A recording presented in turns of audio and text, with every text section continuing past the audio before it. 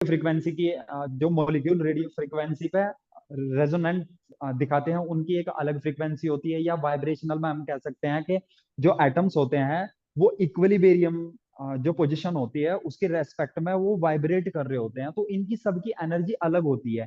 ठीक है, तो हम कह सकते हैं कि ये जो ट्रैवलिंग वेव होती है ये उस स्टैंडिंग वेव के साथ कैसा इंटरेक्शन दिखाती है, उस चीज को हम एनर्जी के क्वांटाइजेशन में पढ़ सकते हैं कि ये इलेक्ट्रोमैग्नेटिक रेडिएशन जिसमें ट्रैवलिंग वेव का कैरेक्टर होता है, इसके अंदर एक तरीके से स्टैंडिंग वेव का कैरेक्टर भी होता है, क्योंकि जब हम इलेक्ट्रोमैग्नेटिक स्पेक्ट्रम को देखते हैं तो इन सब की जो फ्रीक्वेंसी होती है या एनर्जी होती है वो एक बाउंडेड रीजन में होती है। जैसे इसकी मैं बोल सकता हूँ 10 टू 10 की पावर 10 हर्ट्ज के लगभग होती है।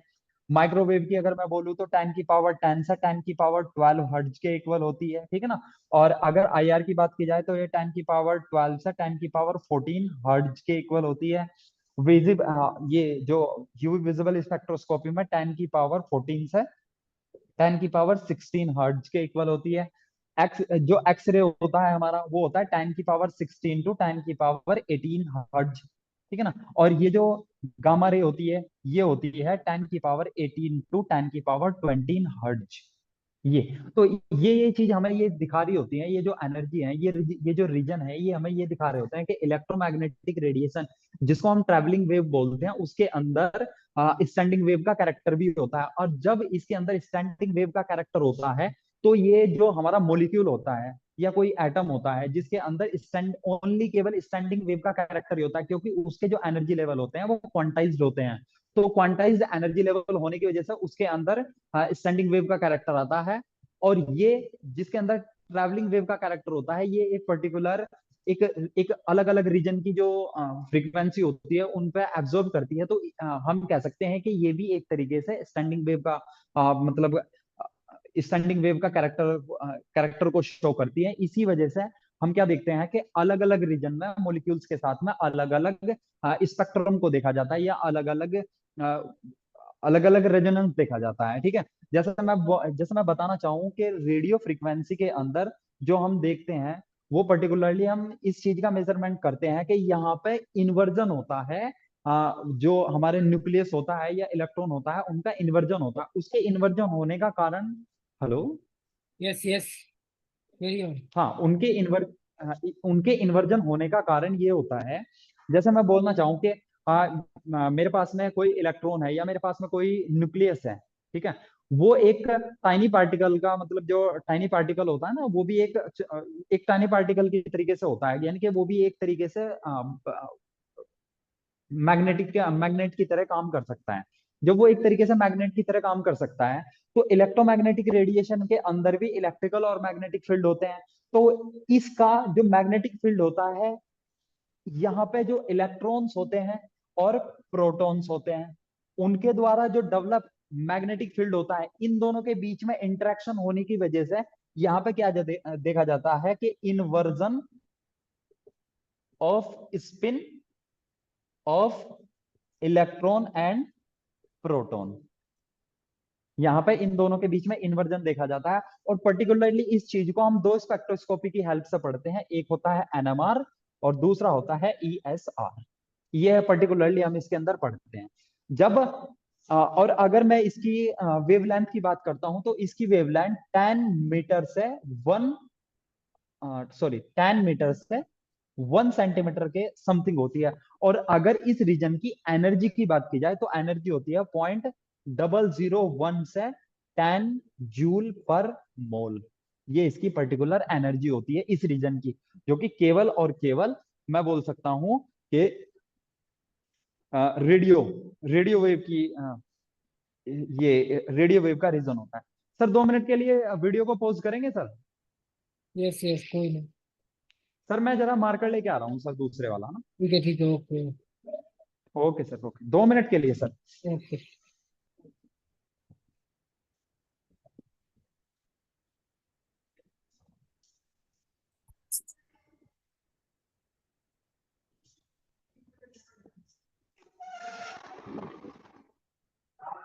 Good evening sir.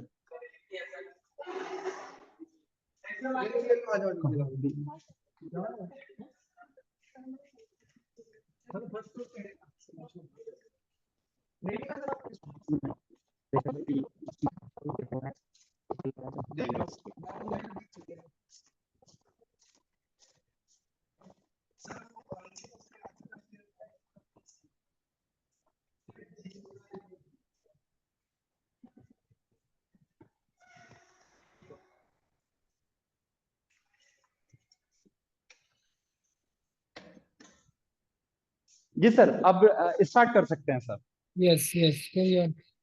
ठीक है सर। तो सर अब बात करते हैं माइक्रोवेव रीजन की, जिसकी जो फ्रीक्वेंसी होती है वो 10 की पावर 10 से 10 की पावर 12 हर्ट्ज के बीच में होती है। इसमें पर्टिकुलरली हम क्या चेक करते हैं?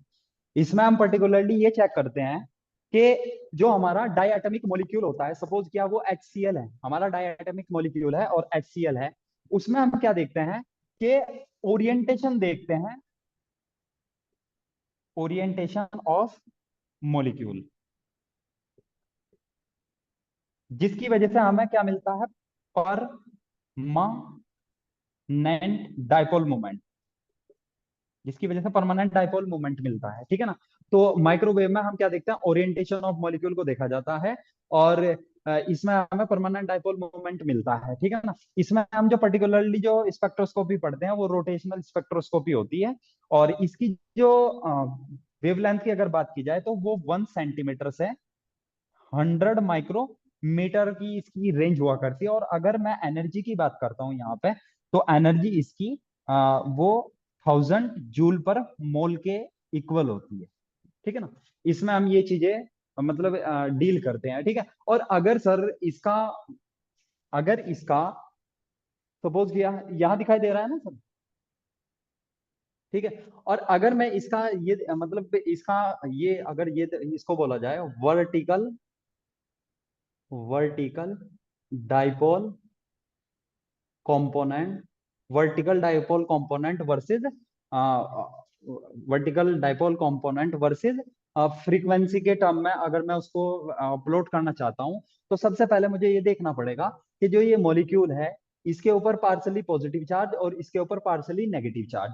तो इसका सबसे ज्यादा वो देखा जाएगा कि स्टार्टिंग में इसका डाइपोल मोमेंट इस टाइप से दिखाया जाएगा। ठीक है ना? जो नीचे की साइड को हमें रिप्रेजेंट कर रहा होगा कि हाँ भाई ये क्या है कि जो नेगेटिव चार्ज है, इलेक्ट्रॉन जो है वो इलेक्ट्रोनेगेटिव एटम अपनी साइड को ज्यादा मतलब अट्रैक्ट करता है, इसलिए इसका डाइपोल मोमेंट यहाँ से स्टार्ट होकर इस तरीके से ऊपर जाकर फिर से वापस इस डायरेक्शन में आ जाएगा। तो इसको हम बोलते हैं वर्टिकल डाइपोल मोमेंट जो कंपोनेंट है वो फ्रीक्वेंसी की टर्म है कि फ्रीक्वेंसी जैसे जैसे बढ़ती जा रही है तो उसके डाइपोल मोमेंट पे क्या मतलब क्या इफेक्ट आता जा रहा है। तो मैं इसको ऐसे भी दिखा सकता हूँ कि ये एक पॉजिटिव हो जाएगा और ये एक नेगेटिव हो जाएगा, जिसको हमने सबसे पहले इस उसमें दिखाया।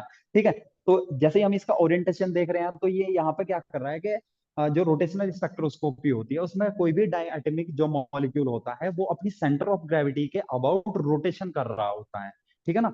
और इसको माइक्रोवेव में मैक्सिमम जो केसेस हम पढ़ते हैं वो आइडियली केसेस ये होता है कि वो रिजिड डायटोमिक मॉलिक्यूल हुआ करता है। ठीक है ना?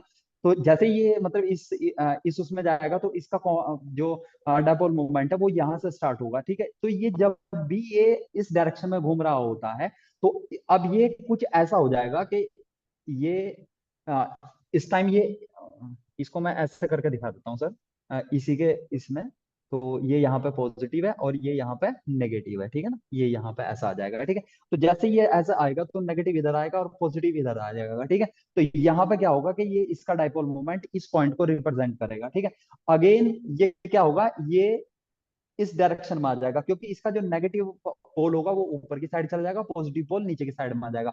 तो ये मैक्सिमम जो कंपोनेंट है डाइपोल मूवमेंट का उसको रिप्रेजेंट करता है। तो इसी तरीके से मैं इसको दिखा सकता हूँ, बता सकता हूँ कि यहाँ पे ओरिएंटेशन ऑफ मॉलिक्यूल का जो चेंज होता रहता है, जिसकी वजह से क्या होता है कि जो मॉलिक्यूल है वो एक रोटेशनल एनर्जी लेवल से दूसरे रोटेशनल एनर्जी लेवल में ट्रांजिशन दिखा रहा होता है। ठीक है?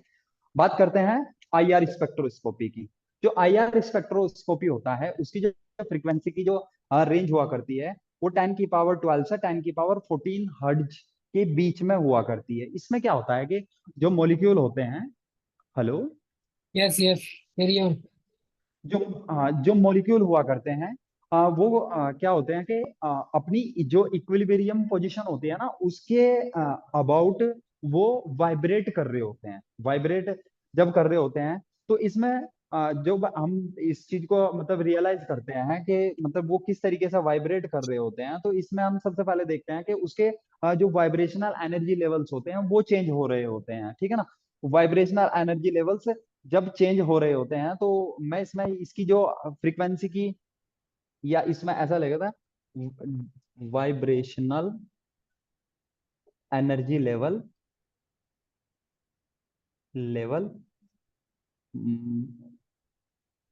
चेंज, वो चेंज हो रहे होते हैं जब वाइब्रेशनल एनर्जी लेवल्स चेंज हो रहे होते हैं। या इसमें हम ये कह सकते हैं कि मॉलिक्यूल जब एक दूसरे के मतलब इक्विलिब्रियम के अबाउट जो रोटे वाइब्रेशन कर रहा होता है, तो वाइब्रेशन भी मतलब कई टाइप का मतलब वाइब्रेशन हुआ करता है।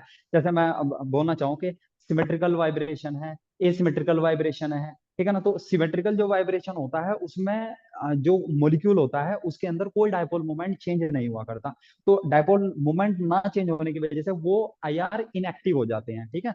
और जब हम एसिमेट्रिक वाइब्रेशन की बात करते हैं तो इसमें क्या होगा, एक डायनेमिक डायपोल मोमेंट जनरेट हो जाता है जो कि आईआर, जिसकी वजह से जो कोई पर्टिकुलर मॉलिक्यूल होगा वो आईआर एक्टिव हो जाता है। इसकी जो रेंज होती है वो 100 माइक्रोमीटर से 1 माइक्रोमीटर के समथिंग होती है। और इसकी जो एनर्जी की अगर मैं बात करता हूं तो इसकी एनर्जी 10 की पावर 4 जूल पर मोल के इक्वल होती है, ठीक है ना सर। इसमें अब मैं अगले वाली स्पेक्ट्रोस्कोपी की बात करता हूं जो कि बहुत ज्यादा इंपॉर्टेंट होती है। और हम क्या मैक्सिमम हम क्या करते हैं कि इससे ज्यादा हमें मतलब क्या क्या होता है कि बहुत सारी इंफॉर्मेशन निकाल सकते हैं। जैसे कि हम ये कह सकते हैं कि ये जो स्पेक्ट्रोस्कोपी होती है इसमें जब ट्रांजिशन होता है तो इस रेंज की जो रेडिएशन होती है जब किसी मॉलिक्यूल के ऊपर डाली जाती है तो वहां पर क्या होता है कि जो हमारे आउटर इलेक्ट्रॉन हुआ करते हैं, यानी वैलेंस शेल के जो इलेक्ट्रॉन होते हैं उनके बीच में ट्रांजिशन हो जाता है, ठीक है। उस ट्रांजिशन की वजह से हम क्या निकालते हैं, हम जो पर्टिकुलरली जो यहाँ पे निकाल सकते हैं वो निकाल सकते हैं बॉन्ड डिसोसिएशन एनर्जी, ठीक है। कि बॉन्ड कितनी एनर्जी पर जाकर डिसोसिएट हो रहा होता है। और एक इससे हम निकाल सकते हैं जो कि हम माइक्रोवेव स्पेक्ट्रोस्कोपी की हेल्प से सिर्फ और सिर्फ एक हेट्रो डायटोमिक मॉलिक्यूल की निकाल सकते हैं। पर इसकी हेल्प से हम वो होमोन्यूक्लियर डायटोमिक मॉलिक्यूल में भी निकाल सकते हैं, वो होती है इंटरन्यूक्लियर डिस्टेंस कितनी है उसकी, ठीक है ना। तो यहाँ पर क्या होता है कि transition transition of outer valence electron, outer valence electron का ट्रांजिशन हो रहा होता है। और यहाँ पे अगर मैं मतलब वो करना चाहूँ तो 1 माइक्रोमीटर से 100 नैनोमीटर के बीच में इसकी रेंज होती है। जिसकी वजह से हम क्या इसकी वजह से हम क्या निकालते हैं कि बॉन्ड डिसोसिएशन एनर्जी निकाल सकते हैं। और दूसरा हम इसकी वजह से निकाल सकते हैं कि यहाँ पे इंटरन्यूक्लियर डिस्टेंस कितनी है दो होमोन्यूक्लियर डायटोमिक मॉलिक्यूल के बीच की, इसकी रेंज इतनी होती है। और अगर मैं इसकी एनर्जी की बात करता हूँ तो इसकी एनर्जी नियर अबाउट 10 की पावर 4 किलो जूल पर मोल के समथिंग होती है, ठीक है ना। अगला जो केस होता है, अगला केस होता है एक्सरे। एक्सरे इसकी जो फ्रीक्वेंसी होती है वो 10 की पावर 16 से 10 की पावर 18 हर्ट्ज के बीच में होती है। इसकी ये फ्रीक्वेंसी होती है। इसमें क्या होता है कि जो हमारे इनर इलेक्ट्रॉन होते हैं, यानी कि मैं इसको सिंपली ऐसा बोल सकता हूँ कि इसके अंदर जो हम स्टडी करते हैं वो मतलब एटम्स की डिटेल में स्टडी कर सकते हैं, यानी कि स्ट्रक्चर की इलेक्ट्रॉनिक स्टडी कर सकते हैं, ठीक है ना। तो इसके अंदर क्या होता है कि जो इंटर इलेक्ट्रॉन्स जो Yes, yes.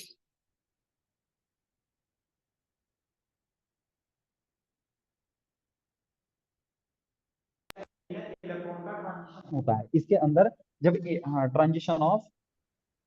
Transition of inner electron inner electron का ट्रांजिशन होने की वजह से हम इसमें क्या मतलब कि इसकी हेल्प से हम क्या करते हैं डिटेल मतलब इलेक्ट्रॉनिक स्ट्रक्चर की स्टडी कर सकते हैं, ठीक है ना। और इसकी जो रेंज होती है वो 100 नैनोमीटर से वो होती है 100 पिकोमीटर, इस रेंज में आ जाती है। और इसकी जो एनर्जी की अगर मैं बात करूं, तो इसकी एनर्जी नियर अबाउट 10 की पावर 7 to 10 की पावर 8 जूल पर मोल के समथिंग होती है, ठीक है। और लास्ट में जब हम पहुंचते हैं गामा रे स्पेक्ट्रोस्कोपी में, तो इसमें क्या होता है, जब भी गामा रे स्पेक्ट्रोस्कोपी की हम बात करते हैं, तो इसमें जो हमारा न्यूक्लियस होता है, न्यूक्लियस के अंदर के जो पार्टिकल होते हैं, उनका भी रीअरेंजमेंट हो जाता है, ठीक है। जैसे उनका भी रीअरेंजमेंट हो जाता है, ठीक है ना। इसमें लिख देंगे rearrangement of rearrangement of nuclear particle. Nuclear particles का भी रीअरेंजमेंट हो जाता है, जिसकी जो वेवलेंथ की जो वो होती है, वो 100 पिकोमीटर से 1 पिकोमीटर के लगभग होती है। और इसकी जो एनर्जी की बात करते हैं, वो 10 की पावर 9 से 10 की पावर 10 जूल पर मोल के समथिंग होती है। ये हमने टोटली इसको मतलब इस तरीके से कैटेगराइज कर दिया है कि हम इसको इस तरीके से इसकी स्टडी कर सकते हैं। अब क्या होता है, मैं आगे बढ़ूं सर अब? ये अब थोड़ा रह गया है, कुछ क्वेश्चन है वो बता दीजिए आप जी के अकॉर्डिंग, अब बाकी हम जी नेक्स्ट जी जी डिस्कस करेंगे। जैसे आपने ये बताया जी रेडियो वेव फ्रीक्वेंसी, जी माइक्रोवेव, आईआर, यूवी विजिबल, जी एक्स जी रे, गामा रे, जी यस। ये जी जी। माइक्रोवेव है, इसका सोर्स क्या है? What is the source of microwave spectroscopy? Sir source तो इसका मतलब जैसे हम मान सकते हैं कि सनलाइट भी इसका सोर्स मान सकते हैं, वो भी तो एक तरीके से इलेक्ट्रोमैग्नेटिक रेडिएशन है। यस, जो सनलाइट रेडिएशन है। होती है यस वो यस। यस, वो भी तो एक इलेक्ट्रोमैग्नेटिक तरीके से सनलाइट है। इलेक्ट्रोमैग्नेटिक रेडिएशन होती है। तो इलेक्ट्रोमैग्नेटिक रेडिएशन के अंदर ही ये हम इनको फर्दर सब डिवाइड कर सकते हैं। ये एक तरीके से सब के सब यानी कि मैं इसको बोल सकता हूँ कि ये इलेक्ट्रोमैग्नेटिक स्पेक्ट्रम की तरह काम करता है, जिसका एक पर्टिकुलर ये रीजन भी होता है, ये रीजन भी होता है, अब ये यस। रीजन भी होता है। अब आपका ये सपोज कि आपने मोबाइल किसी भी मोबाइल रोटेट हो गया है।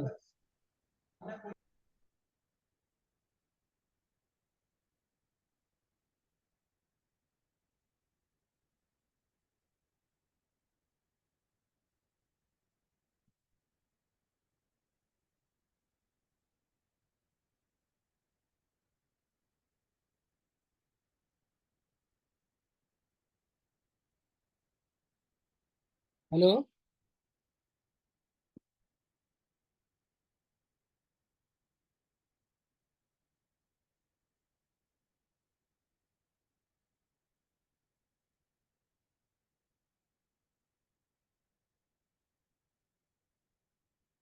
Hello, I am audible?